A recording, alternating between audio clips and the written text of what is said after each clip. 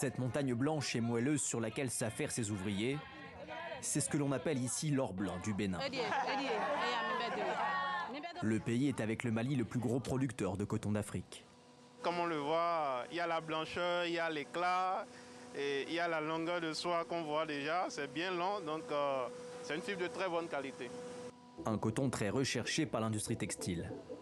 Mais chaque année, toute cette matière première est presque intégralement exportée. Car le pays ne dispose quasiment pas d'industrie textile, du moins pour le moment. Car ici, à quelques kilomètres de Cotonou, un immense site industriel de 22 hectares est en train de voir le jour. Ici, nous allons pouvoir produire 7000 draps de lit et environ 50 000 serviettes par jour. Et là-bas, vous voyez derrière les arbres, il y aura une autre usine. Nous fabriquerons des t-shirts, des pyjamas, toutes sortes de produits textiles. Aidé par l'État béninois, ce chef d'entreprise indien voit les choses en grand. Pour faire tourner ses futures usines, il compte former lui-même ses ouvriers dans ces gigantesques centres de formation en cours de construction. L'objectif ici, c'est de former environ 15 000 ouvriers qualifiés d'ici 1 an et demi. C'est vrai que ça peut paraître cher de former ces employés, mais ce n'est rien comparé aux bénéfices que nous attendons sur le long terme.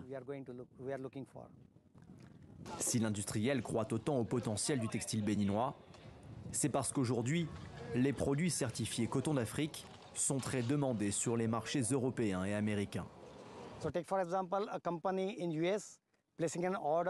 Aujourd'hui, quand une entreprise américaine demande des produits certifiés coton d'Afrique, c'est une entreprise chinoise qui va importer du coton en Asie, le transformer, puis exporter le produit aux États-Unis.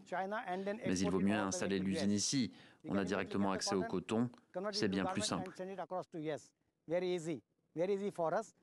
Plus simple et surtout moins cher.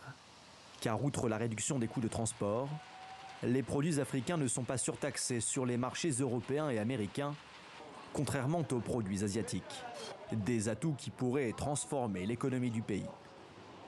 Vous allez me dire les numéros d'ordre des plaques. À l'Agence nationale pour l'emploi, où les recrutements ont déjà commencé, on parle de révolution industrielle. C'est quelque chose de très exceptionnel. Par le passé, on n'avait jamais eu une industrie qui réclame autant de monde. Les capacités des petites unités de production n'atteignent même pas 1000.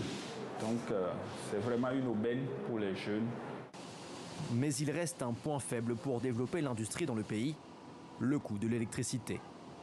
Il est 3 fois plus cher qu'en Chine, alors difficile d'être concurrentiel sur le marché international. L'entreprise indienne, elle, compte sur l'installation de panneaux photovoltaïques pour faire baisser la facture.